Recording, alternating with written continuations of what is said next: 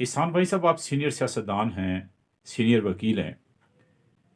پاکستان میں آئین قانون کے اندر ذات برادری کو انکریج کیا گیا ہے؟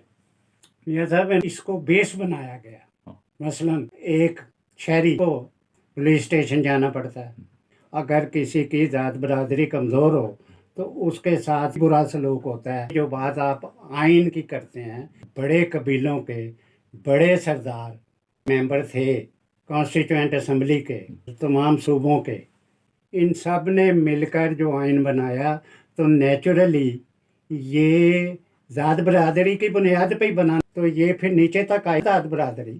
اس لیے آئین بھی آپ کہہ سکتے ہیں کہ اس کی بنیاد بھی ذات برادری پر منحصر ہے۔ بھائی صاحب، کیا یہ بات درست ہے کہ تھانے اور ریونیو آفس میں بھی ذات برادری کا ریکارڈ ہوتا ہے؟ ہر ایک کا تو 22-23 کروڑ عوام ہے، جن کی زمینیں ہیں ان کے جب نام ہوں گے، ان کے والدین کے نام ہوں گے، اور وہ کہاں کا ہے، کہاں اس کا دادا کیا تھا، یہ اس کی برادری بھی وہاں موجود ہوگی۔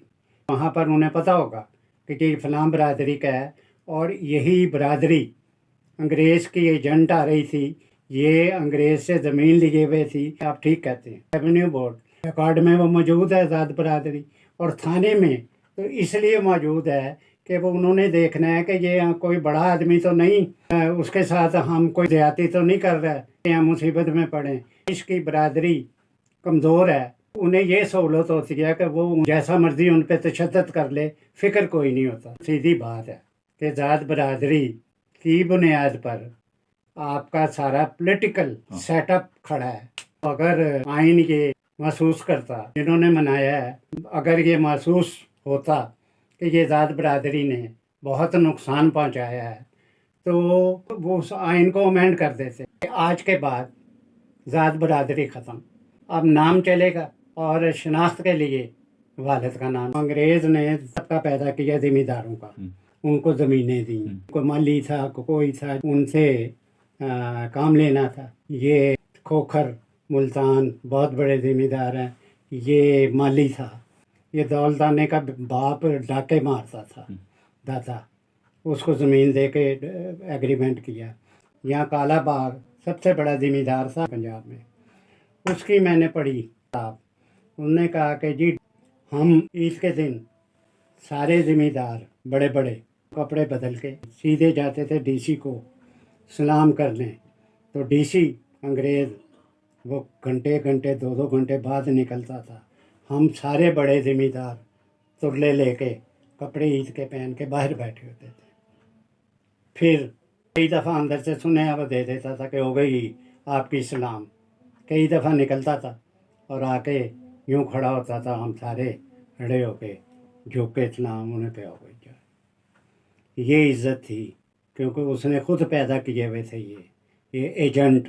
یہاں صاحب انگریز نے جب انہیں زمینیں دیں یونائٹڈ انڈیا میں، چند ذمہ دار ایسے تھے ریاستوں والے جو پرانے چلے آ رہے تھے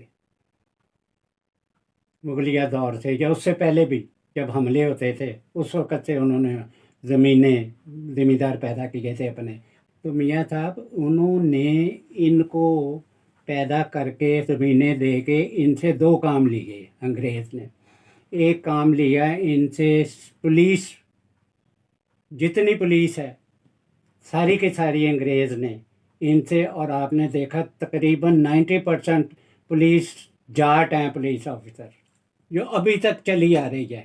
اب نکال لو تمام پولیس کے افسروں میں 80% 70% یہ جاٹ ہیں، اور 80% فوج میں دیہاتی تھے، کوئی جاڑ تھا، کوئی راجپوت تھا، کوئی تھا، تو وہی چلے آ رہے ہیں۔ یہ سارے کے سارے وہی ہیں جی، جنہوں نے انگریزوں کی خدمت کی، جنہوں نے انگریز کو قائم رکھا 200 سال۔